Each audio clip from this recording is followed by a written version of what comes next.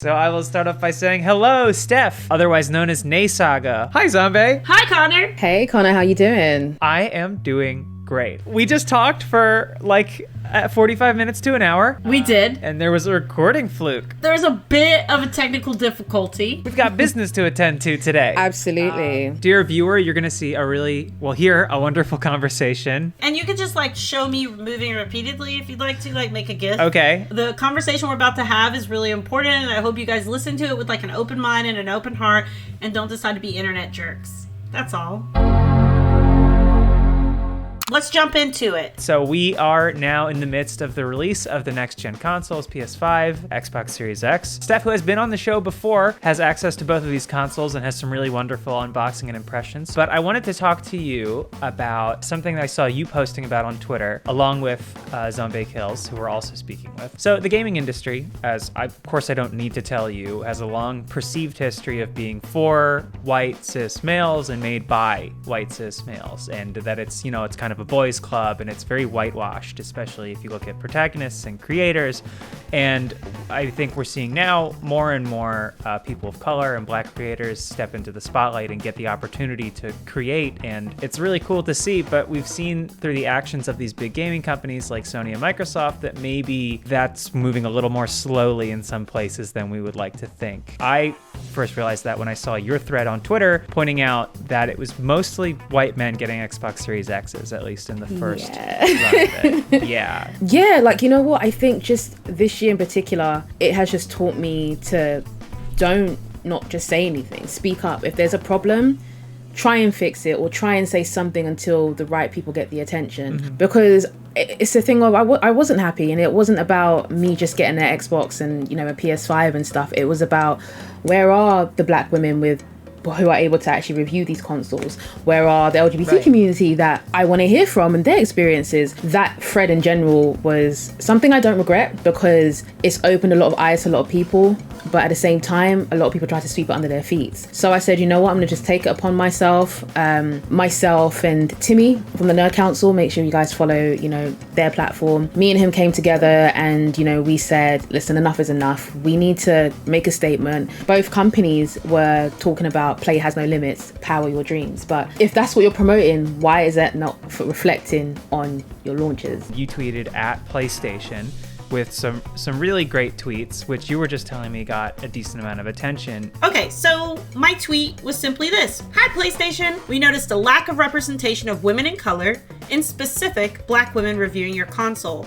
I'd like to volunteer myself if you need help in finding people to do so. And I have written reviews for Tom's Hardware and would love a chance to do so. Thank you. And those tweets came from a place of frustration because PlayStation had just dropped the Black Lives Matter background maybe 2 days before. It seemed incredibly disconnected that PlayStation was pushing Miles Morales, which is their leading console title, arguably, and then to push a Black Lives Matter UI wallpaper. It seemed hollow. The narrative seemed hollow. I wanted to admonish it publicly, but also I don't like offering up problems without solutions. And I'm arguably, and this is not me being, look at me, but I'm arguably one of the most visible black women in gaming at the moment. Mm-hmm. And I'm qualified to do a review on it. Why didn't you think of somebody like me? Somebody who was on IGN Beyond, talking about, this stuff. Why didn't you think of somebody, black in the space, Stephanie or Cypher of Tyr or any of the just number of black women in this space? Why didn't you think of us? Why are we the very last to be thought of consistently? I'm very vocal as opposed to somebody else who isn't as vocal but wants to say something. If I can be that spokesperson for that person, let me be it. Let me carry, the cross on my back. It then kind of allows, more people to come after us. That's one of the reasons why I approached Xbox with this sort of thing, and why I said to Sony, yo, you guys need to diversify your pool, you guys need to diversify your launch process, your review programs, because it's not fair, especially because it's already a struggle for us as black POC content creators and people in the games industry to even be noticed. And then big, huge companies, which we invest so much of our time and money in, are not looking at us. to be part of it, you know, it speaks for itself. And it's kind of unfortunate that I've had to go up to them and say, like, listen, there needs to be a change. Did they improve? Did they pivot at all? And what's next? I think Xbox pivoted. Xbox pivoted pretty freaking hard, right? I called them out on IGN, and I spoke out about it that I didn't see disabled people with them. I didn't see marginalized groups in general with their Xboxes, and I don't know if I had anything to do with it, but all of a sudden, the second wave of people got them, and it was predominantly disabled creators and creators of color. Now, they gave out a few to black women, but we still aren't there in what feels like a substantial way to us. If you give out 5 or 6 consoles to black women, but you've given them out to 20 black men, you're still missing the fact that black women are underrepresented in this picture. And rolling them out to us as the second half of a launch instead of allowing us the first half of major access on what that could do to help grow and help set those content creators up for future opportunities is kind of shitty. It wasn't us just going to them and saying, hey, we want new Xboxes, you know, that's it. It's actually, okay, we're going to need to sit down after launch. We're going to show you these figures. We're going to show you the impact that us as black creators have done for your launch, and show you guys that we just, you know, we are just as important as everyone else you put throughout the launch. I'm able to now work closely with Microsoft and Xbox to bring more opportunities to micro content creators. Sony, again, I had like a cool working relationship with them. They had like our names on the list and stuff, but it was still great to actually put more names forward, because again, people miss out, or they don't do the homework and stuff like that. And yeah, like even going back to Xbox, they probably didn't even have any black people from the UK actually going to be part of their review program. We actually did their work for them. And it's a shame, because it's just like, it only takes you just a day or two just to look for black creators. Xbox did pivot. We have to give them credit for that. This is a learning process, period.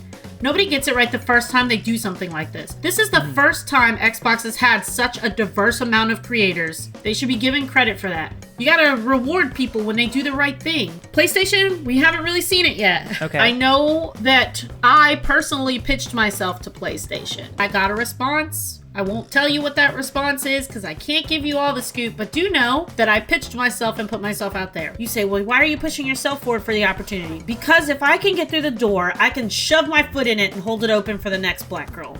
Period. Because that's how minorities get opportunities. We don't get them handed to us. We have to fight for them, exhaustingly so. You don't get to use Black Lives Matter for consumerism purposes and be like, let's push our game. Let's push our wallpapers and our UI all around blackness, and then not include us in your stuff. Shame on you. When, you know, we did post our pictures that we had the Xbox, when we did post our videos, and so many people we didn't even know, not even just in the UK, but globally, just showed so much love. And that is what it's about. Impact. I've always been a thing of impact over numbers. You know, again, with a lot of businesses, they always play by the numbers game. And I wanted to show and prove that you don't have to have thousands or hundreds of thousands of subscribers or followers to actually show real impact in the industry that you're in. And this is not just the end. Like, this is the beginning. It's crazy as well, because a lot of people who didn't, you know, I guess, want to mess with me, or people who ignored my emails are now emailing me now, because it's that nice little cosign from Xbox that they saw, or Sony and stuff. You laid it out so clearly in your PS5 unboxing. You said, it's nice to see your hard work is being noticed and you're able to be a part of something, which I can just like feel it in your voice. Also, your reaction when you open the oh yeah, that one of the was most just like pure delightful things I've ever seen. Why does somebody with 3K on YouTube, you know, deserve to have an Xbox and rare tear? And I was just like, well, listen, I bring more value to somebody with probably over like 100K, but they don't have anything to stand for in the industry. What do you actually bring? My one tweet with my son had 63,000 people look at it. That's what it meant for other black people to see me, a person that looks like them, have this. I had so many black content creators slide into my DM, and black women slide into my DMs and go, I'm so happy to see one of us. I'm so happy to see one of us. You go, keep going, please keep going for me, like keep going. And that's why I do this. I shouldn't have to pitch, hey, would you like to write about racial disparities? Please, God, please. It's reductive of my existence in gaming. How do you feel that's going to play out as we move forwards? Do you think it's kind of like a, well, we solved it? Yes. What kind of pressure do you think needs to be applied to companies like Xbox. We have to continue to do this. We have to continue to have these talks. They need to start to have us in the rooms. And I am very happy and I feel very, very blessed and I'm very, very thankful for the opportunity. Cool. Let's do more. Why don't you help us at launch with the Xbox? Why don't you give us exclusive rights to like maybe something specific that maybe other content creators can't get their hands on yet? Let's see some sort of support going forward where you pull us on board to a program instead of giving us an Xbox and nothing further. Do you feel like that the companies are going to be receptive, that we are at a bit of an inflection point? They have started. Okay. I did some work with Ubisoft. Watch Dogs Legion, is set in Britain.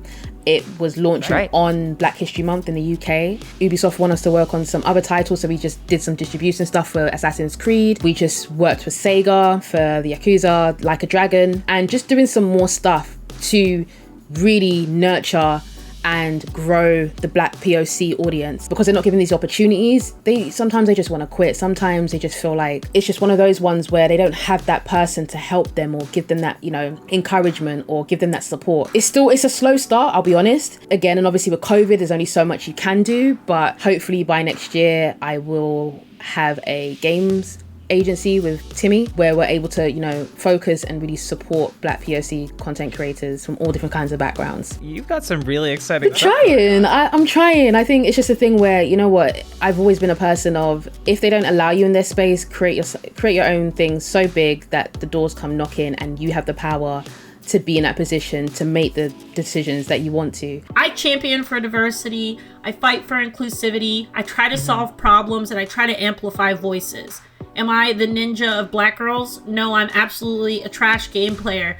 But my community loves me and I do really good things to move things forward and to have important discussions. We need to do more of that in games. We need to do more of having these discussions, these cultural and diversity discussions with people and figuring out how you can have impact, because the impact that I had when I saw who PlayStation sent their PlayStations to and the impact that I felt when I saw the beginning round of the Xbox launch gutted me. So what kind of position does that put, consumers in the company and, the movement in, like, ahead of the release of Miles Morales, which obviously a lot going on, but are they about to just profit off of Blackness without supporting it? Yeah, and you know what the sad part is, and this is going to be me being very real, we're so excited to see Miles Morales, all of us, Black people, we're going to buy it anyways. Instead of doing what we should do and be like, hey guys, we need to hold you accountable. And I'm sure, like you said earlier, you saw me tweeting about it, but you didn't see anybody else tweeting about it. You saw me tweeting about it, you saw stuff tweeting about it. If your timeline's mainly Black, which mine is, all the Black folks on my timeline started talking about it once I pointed it out. Everybody was like, hey, I didn't notice that. Oh,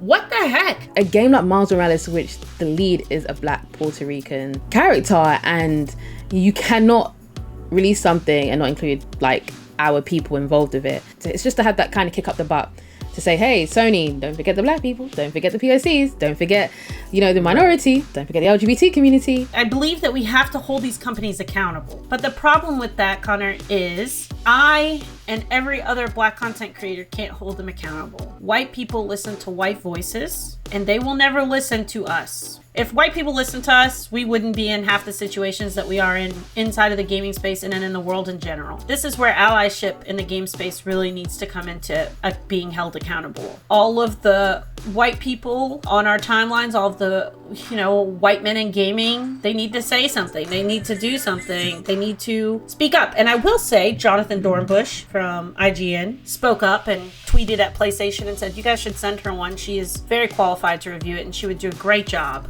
I want to continue to implore people to do that. And I want to continue to implore people in the game space to use their platforms for action, not just amplifying, but actually putting in action. Hire more brown people to do things around you. Don't give anybody anything if they're not qualified for it, but start widening your net of who you think is qualified and why you think they're qualified, and make sure it's not an echo chamber of whiteness. I saw a statement from Phil Spencer recently when he said that we need more Black leaders. And absolutely, I agree. But it's like, if you want more Black leaders, you need to hire us.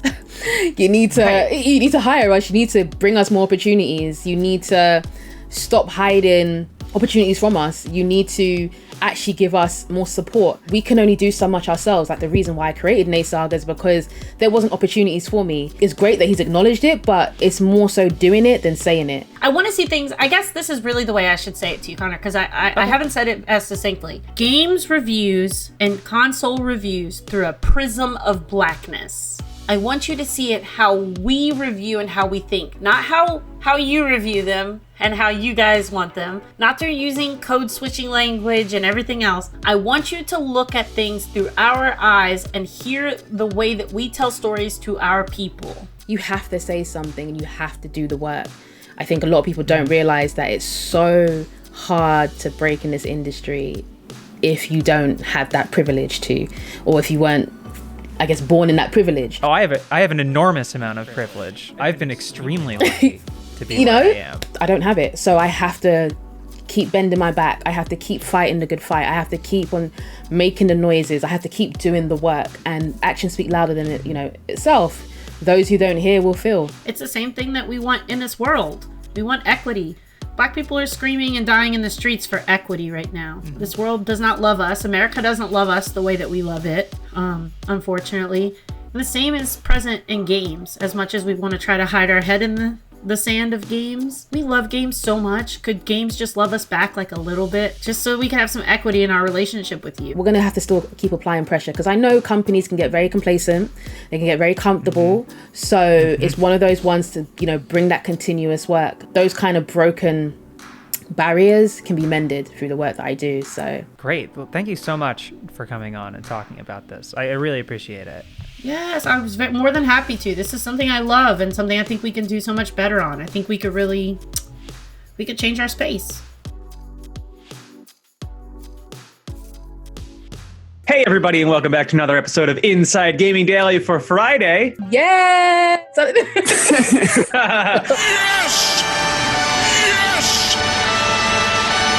Happy Friday, everybody. We're going to talk about Sony having to pay millions of dollars to Australia. But first, I'd like to introduce our guest, Steph Ijoma.